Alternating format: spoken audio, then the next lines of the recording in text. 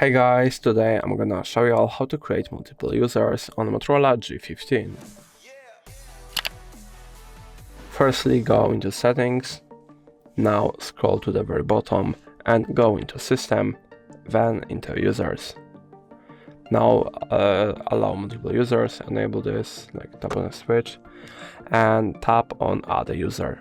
Next, you can create a nickname along with the profile picture.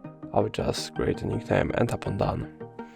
And now to switch in between the users, you will have to double pull from the top of the screen to bottom, and now tap here on this little dude in the circle, and now choose to which user you would like to log into.